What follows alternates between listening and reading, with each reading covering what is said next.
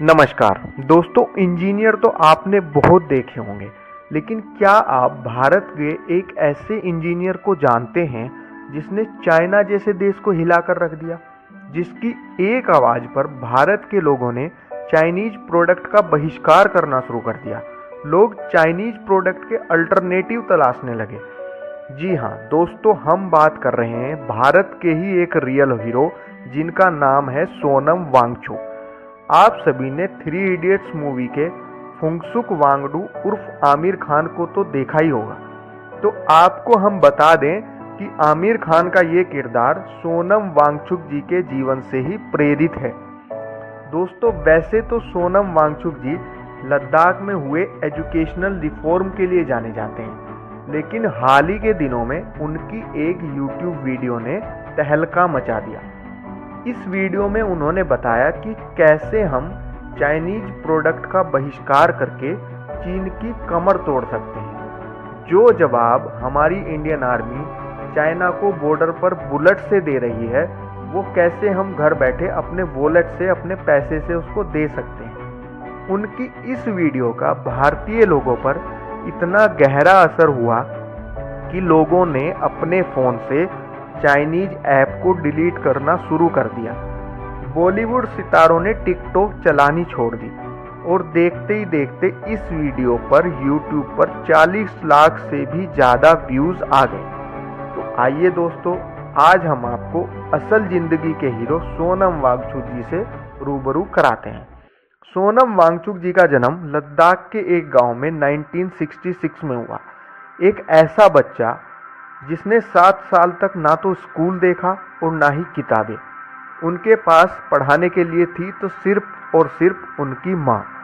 7 साल के बाद जब सोनम जी श्रीनगर के एक स्कूल में पढ़ने गए तो उनकी परेशानियाँ कम होने की बजाय बढ़ गई, क्योंकि वहाँ पर सारी की सारी किताबें या तो उर्दू में होती थी या अंग्रेजी में, और सोनम वांगचुक जी इनमें से किसी भी भाषा को नहीं जानते थे, क्योंकि लद्दाख में लद्दाख की स्थानीय भाषा बोली जाती है।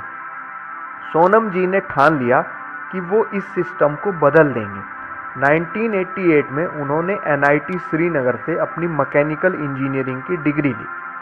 हालांकि सोनम जी के पिता जम्मू एंड कश्मीर में एक स्टेट मिनिस्टर थे। वो चाहते तो चैन से अपनी ज़िंदगी निकाल सकते थे, लेकिन उन्होंने ऐसा नहीं किया। उन्होंने अपना जीवन लगाया लद्दाख का शिक्षा का स्तर सुधारने में। वही लद्दाख जहां 1988 तक केवल 5% बच्चे ही 10वीं क्लास पास कर पाते थे। वही लद्दाख जहां पर सामान्यतः टेम्परेचर -30 डिग्री रहता है और जीवन जीना बहुत ही कठिन है। सोनम जी ने कुछ स्थानीय लोगों की मदद से सैकमोल नाम की एक संस्था खोली। उन्होंने सारी की सारी किताबों को स्थानीय भाषा में ट्रांसलेट कराया और एजुकेशन को लेकर लद्दाख में एक मूवमेंट शुरू किया। उन्होंने ऐसे स्कूल बनाए दोस्तों जो पूरे के पूरे सोलर पर चलते हैं। स्कूल के बाहर का टेम्परेचर होता है -20 डिग्री, लेकिन अंदर का टेम्परेचर होता है +20 डिग्री। दोस्तों, इन स्कूलों में बच्चों को रट्टू तोता नहीं बनाया जाता।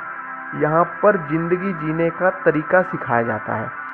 आपको जानकर हैरानी होगी कि इन स्कूलों में बच्चे ही पूरी तरीके से स्कूल को संचालित करते हैं। यहाँ टीचर भी बच्चे ही हैं, यहाँ पर सब्जियाँ भी बच्चे ही उगाते हैं और यहाँ की किचन भी बच्चे ही चलाते हैं। छोटी सी उम्र में ही बच्चों को जिंदगी की सारी जिम्मेदारियाँ संभालनी सिखा दी जाती हैं। इस स्कूल का अपना रेडियो है, अपना न्यूज़पेपर है। यहाँ पर दरवाजे और खिड़कियाँ ऐसे बनाए गए हैं कि आप उनसे मैथमेटिक्स की पढ़ाई कर सकते हैं। पत्तियों पर पड़ने वाली सूरज की किरणों से आपको फिजिक्स सिखाई जाती है। सैकमोल के तौर तरीकों से प्रभावित होकर सोनम वांगचुक जी को Jammu and Kashmir education policy बनाने वाली कमेटी का मेंबर भी बनाया गया है। इनके प्रयासों से आज हालत इतनी सुधर गई है कि लद्दाख की साक्षरता दर भारत के कई बड़े राज्य, उत्तर प्रदेश, मध्य प्रदेश, झारखंड, यहाँ तक कि भारत की एवरेज साक्षरता दर से भी ज़्यादा है। लद्दाख के छात्र आज देश के विभिन्न हिस्सों में अपनी सेवाएं दे रहे हैं। ये वांगचुक जी का ही कमाल है कि 10th क्लास में 5 बार फेल होने वाले तबांग नाम के एक छात्र फेमस फिल्म मेकर बने और बाद में लद्दाख हिल काउंसिल के शिक्षा मंत्री भी बने। 10वीं में 3 बार फेल होने वाली एक छात्रा देश की एक बहुत बड़ी उद्यमी बनी। दोस्तों, ये तो बात हुई एजुकेशनल रिफॉर्म की। अब हम आपको सोनम जी के और कारनामों के बारे में बताते हैं। आपको हम बता दें कि लद्दाख में खेती के लिए पानी की बड़ी समस्या थी। वहाँ पर जो मैदानी इलाके थे वहाँ पर पानी नहीं आ पाता था। इस समस्या को वांगचुक जी ने सोल्व किया आर्टिफिशियल ग्लेशियर बना के। उन्होंने आइस स्तूपा बनाए। आइस स्तूपा में उन्होंने क्या किया कि पहाड़ों से जमीन के नीचे से पाइपलाइन को बिछाकर मैदानी इलाकों पर ले आए और वहाँ पानी की स्प्रिंकलिंग कराई, पानी की बौछारें कराई। पानी की बौछारें जब हुई तो टेम्परेचर कम होने के कारण पानी बर्फ में बदल गया और इससे आर्टिफिशियल ग्लेशियर पैदा हो गए। जब भी लोगों को खेती के काम में पानी की